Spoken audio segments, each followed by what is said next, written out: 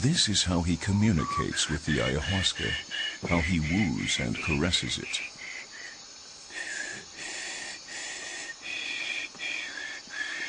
Para que la tierra se cure de todos sus males, para que todos los enfermos May everyone be healed with se ayahuasca. curen, para que nuestros pensamientos lleguen The earth itself and all of us. a todos los rincones de la tierra, May everything evil keep at a distance, curando todo lo malo que hay. and may only positive thoughts reach us. Salud.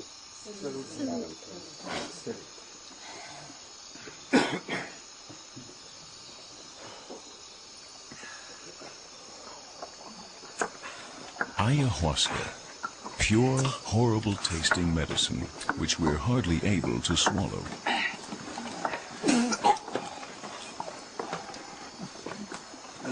Even the master himself is shaken by the extract, though he should be used to it.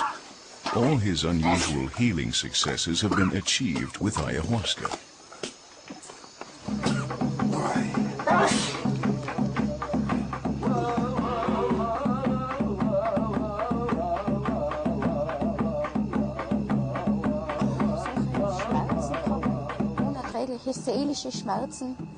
On ayahuasca, my soul was in so much torment that I actually couldn't breathe anymore. Seelische Schmerzen.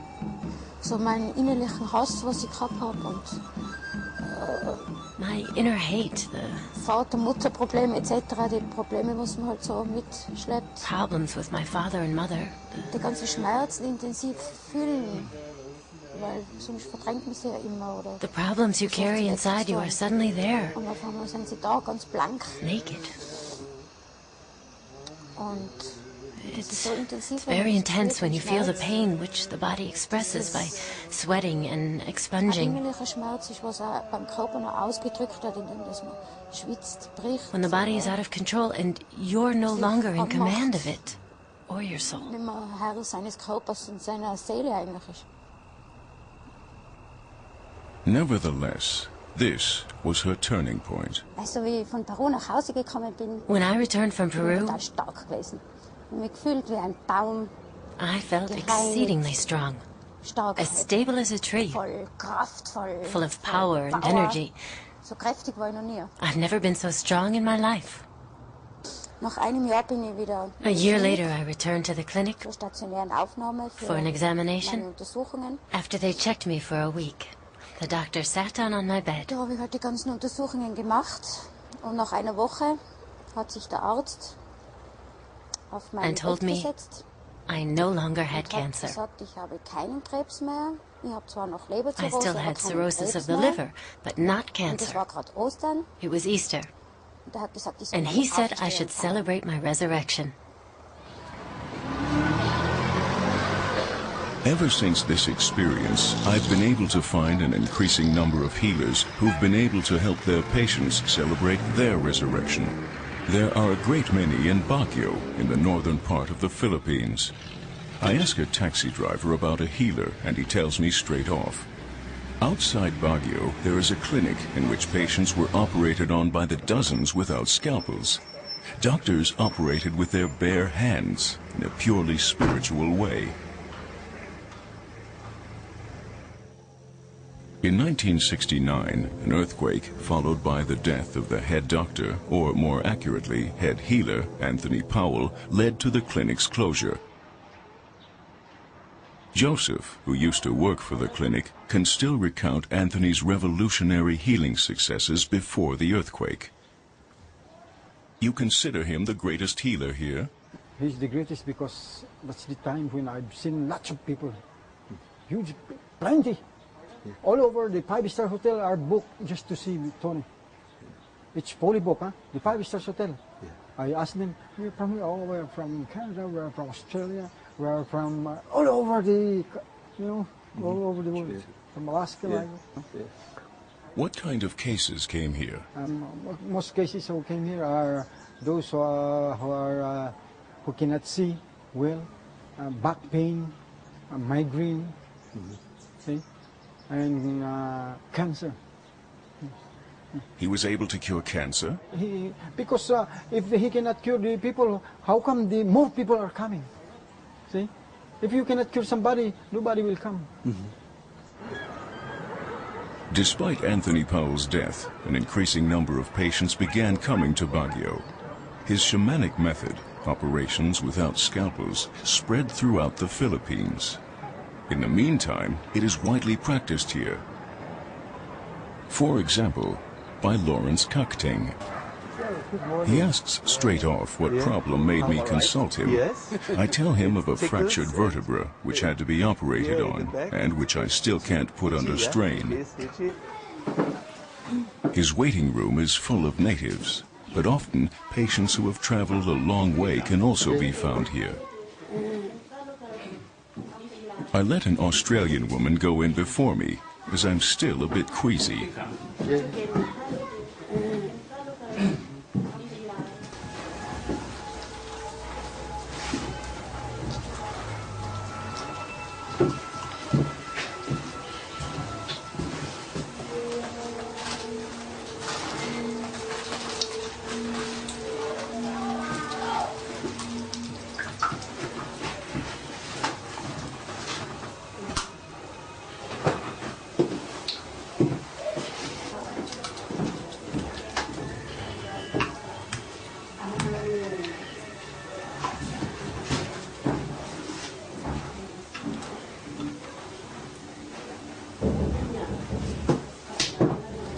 I gladly let the Filipino woman go in before me as well.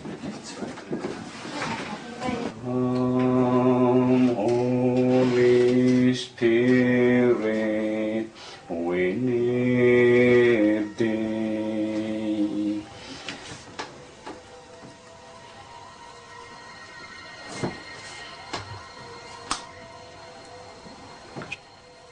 Now, it's my turn. The operation takes place without narcosis. Up to now, I haven't heard any screams.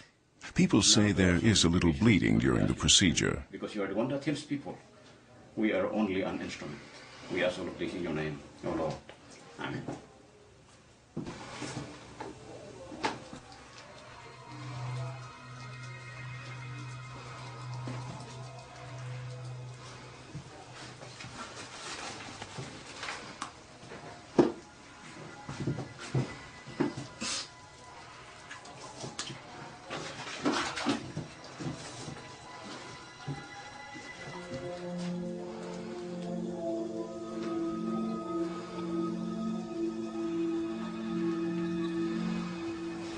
Wie geht's dir, Clemens? How are you doing? Gut. Good. Hat's wehgetan? Did it hurt? Nein. No? To me, it feels like a subtle massage. For the healer, it's pure energy work. What we see here is the depiction of what he's doing for me in his consciousness or mind.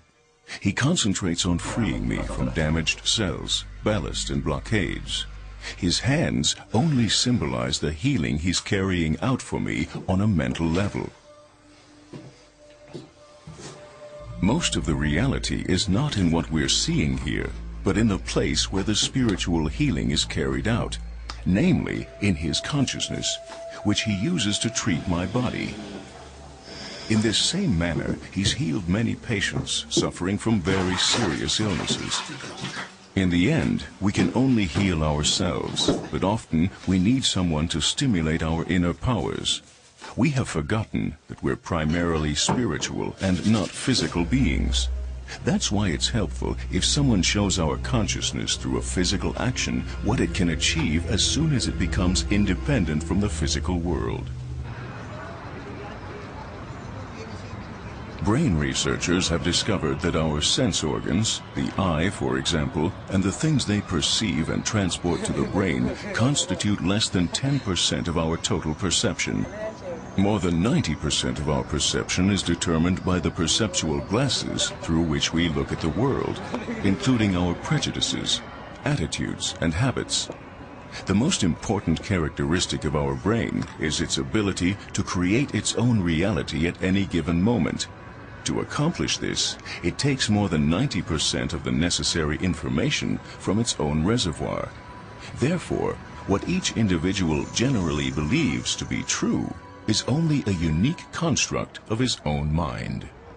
That's the way our brain is constructed, and that's the way it works.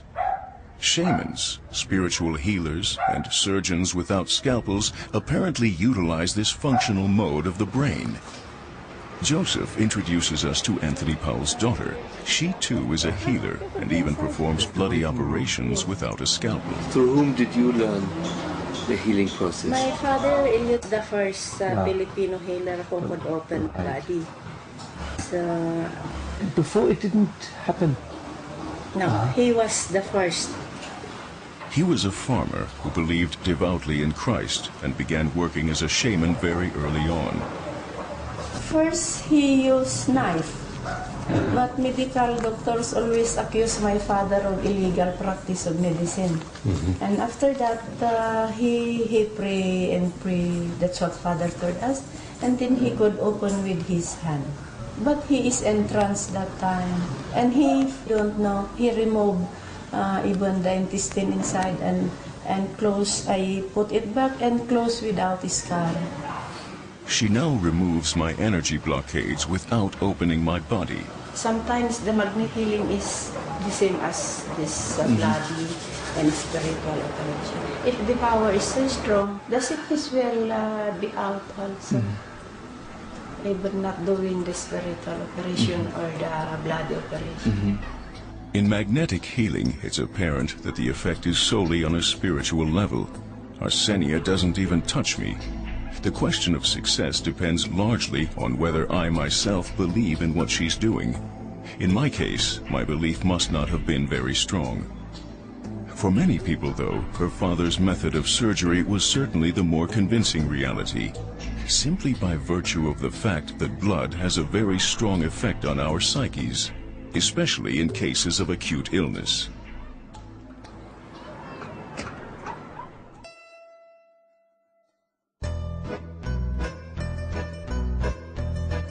The Russian Evgeny Bondarenko and his son Igor want to technically document the psychic and intuitive powers of our minds. They were fortunate to find a dacha formerly owned by a steelworker. The man constructed the center of his house completely of welded steel plates. Even the curtains are made of steel.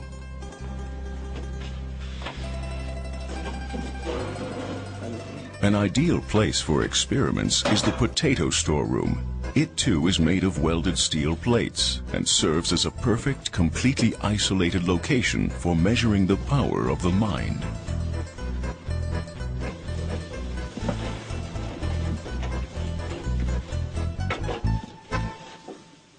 The instrument for measuring these powers is a patent developed by Evgeny.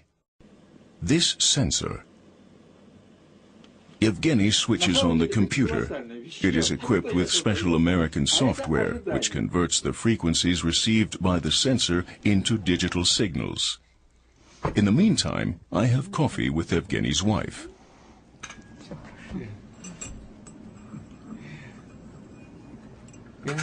Do you understand what he's researching? Вы разбираетесь в том, чем он занимается? Nein. No.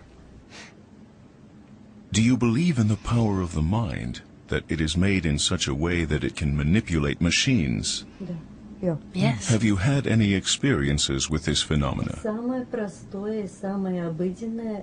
Not with machines, but I know for sure that you can influence other people. The most common and simple way in which Evgeny heals our friends and acquaintances is either directly, over the phone, or through a photo. And it usually works.